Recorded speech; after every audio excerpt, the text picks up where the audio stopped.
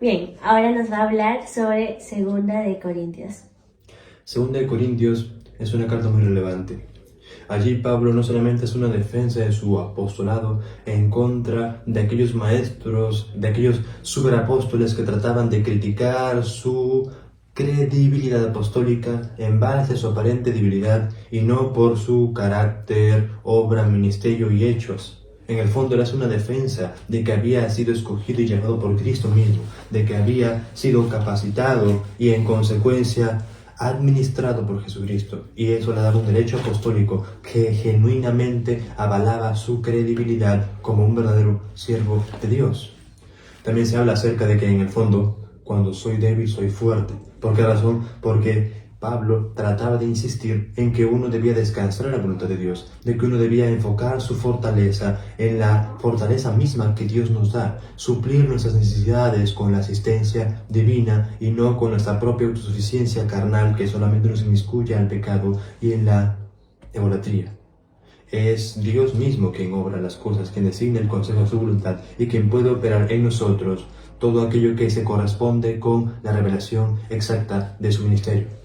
También se incentiva a que los cristianos de Corinto contribuyan con los cristianos pobres de Jerusalén que habían sido afectados a nivel económico. Les dijo que generosamente puedan contribuir, ya que, como las palabras mismas de Jesús se señalan, ya que ahí se da una cita curiosa de Jesucristo, hay más felicidad en dar que en recibir.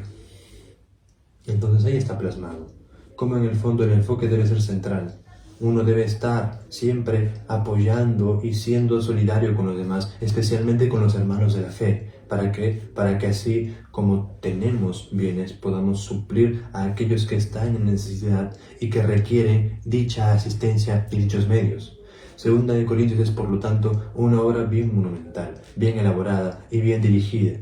Y si bien el autor es puesto en tela de cuestionamiento y se señalan otros posibles indicadores, en el fondo debemos recordar que este tipo de cartas transmiten una verdad teológica rotunda y esa implicación fundamental no pierde el valor independientemente de su autor. Comunica las verdades claras y evidentes, da la realidad misma de lo que implica y hace una defensa de aquel apóstol que ha causado gran impacto en todo su trabajo y desempeño en la obra del Señor. En consecuencia, vemos cómo esa carta es relevante, significativa, es muy oportuna a la hora de abordar hechos cruciales, de enfocarse en fortalecer a los cristianos, de darles a conocer que su dependencia debe estar en Dios, de que en el fondo deben verse a sí mismos como débiles e incapaces y deben buscar su autosuficiencia en la voluntad divina, sometiéndose a Dios, buscando a Dios y enfocándose en Cristo como aquel que es el eterno Redentor, que viene a suplir cada una de las cosas mediante la operación del Espíritu Santo.